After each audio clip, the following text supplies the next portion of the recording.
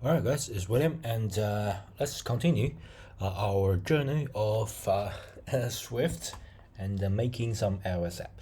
So I have an app in mind and I want to use SwiftData because it's really hot and Apple strongly recommend it.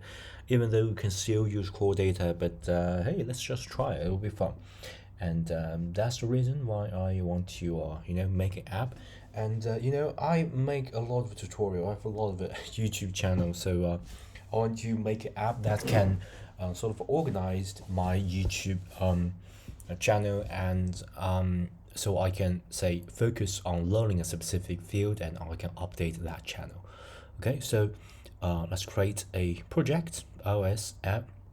I'm using 16, by the way, so as the latest, as new as I can get. So there will be to learn. It's not a to-do list. It's a to learn app. Okay, so it's an app that plan. This can help you to learn things, to plan things you want to learn. I'm going to say com.williamjammy dot to learn app. Okay, so I'll just choose everything down or build that from scratch. Okay, so just to make it desktop, and this will be our to learn app. Okay, just create it. You can create get, you can ignore it, doesn't really matter. Okay, so let's just create, and yeah, here we are. So really simple. We got this amazing to learn app, and I believe it's a little bit too small, so let me just make it bigger. And yeah, so what I'm going to do is to command N to first make a new file, and then I can quickly get the data structure right. So I'm going to make it this let's say Things2Learn. Okay, so there will be a sort of data model and import foundation. Okay, I'm going to use the help of AI. Even though the latest right now I'm using like latest Xcode beta, like 16 beta, it should have a auto completion functionality, but I still really love to use the online version AI, because the Apple's version, I don't know why they why they use the like offline to auto complete. Maybe because they want to overload their system with the with things. Okay, so it's business speaking is very smart, but for me, I still trust the online source because it will be much more powerful. Okay, so I'm going to use Visual Studio Code and switch on the Copilot. Okay, Copilot started ready. That's good. So I'm going to use this. Let's just get rid of this one because I'm traveling. I'm currently in the hotel, so yeah. So I have to can just make it bigger. Okay, so yeah, let's continue. So what I'm going to do first is to make a structure, and we're using SwiftData. SwiftData. Okay, so hopefully this will work, and I don't know what the heck is going on, but it seems to be, yeah, really so. Okay, so class Things2Learn, we got a lot of var, and we got initialization, we can go for, yeah, this sort of just to get everything automatically filled out. So that, what's the fun in that? So since I'm making a tutorial, if I'm like in production, I'm really doing this for myself, I would just like accept it and edit that. But the thing is, tutorial, there will be like a no value for this tutorial if I just accept that. So what I'm going to do is to just class and say there will be the Things2Learn. Okay, and I'm going to do that manually. Okay, first is var. I'm going to say the name of the Things2Learn. The name will be a string, and of course the description So basically, if you want, say, record some tutorial of Swift and description, I will add that because I have a YouTube channel, so I will load things and share with you guys, or record video with you guys. So it will be a description. That's good. And of course, you can say, you have to have a specific date, whether it's yeah, like a due date, like a deadline. Okay.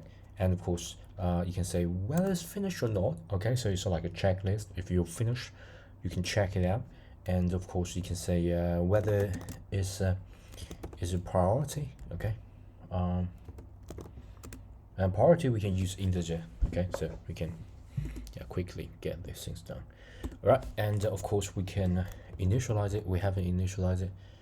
Okay, come on, Copilot. You look at here, it's still thinking. Okay, I'm going to wait it.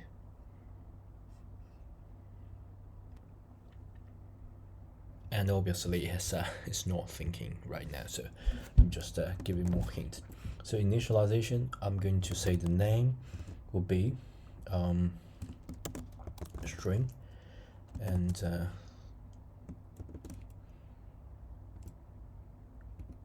come on, let me just wait a bit. Okay, description will be string, and date will be a specific date. Okay, we can accept that. It's finished. Boolean, not finished. Priority, we can have a specific priority. Yeah, integer 0, and we're going to say the name will be name. Yeah, detail be description. Yeah, so the data is not data but rather date. Sorry, date. So sorry. So it will be the date. Not data. Date. Here. Yeah, it's finished. It's finished. Yeah, just some boilerplate code. Yeah, so we successfully initialize it. Don't forget to fill that, because if you use the automatically auto completion, sometimes the parentheses is where the problem is. Okay, so let's go back here. Okay, and model initially provided things. Okay, cannot find data in scope, so the date, not data. Okay, I believe that should solve the problem. A store property cannot be named. Description. A stored property can't be named description. Why is that? Model require initializer.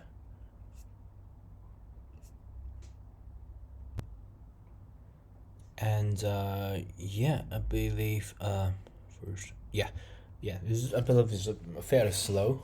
I don't know why. Maybe it's a beta version. Okay, so I changed that to descriptions, adding s, and yeah, adding t initialization.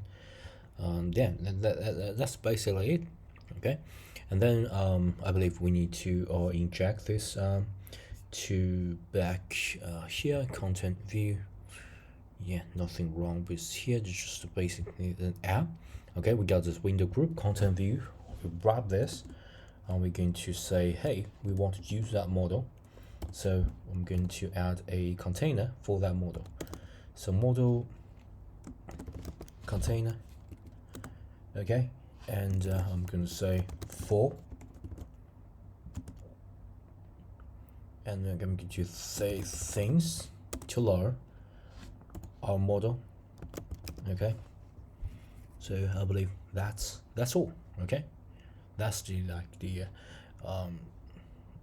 quickest way to use our yeah. Why is there like a model container account has no member of model container? Yeah, oh sorry, I have to import SwiftUI as well.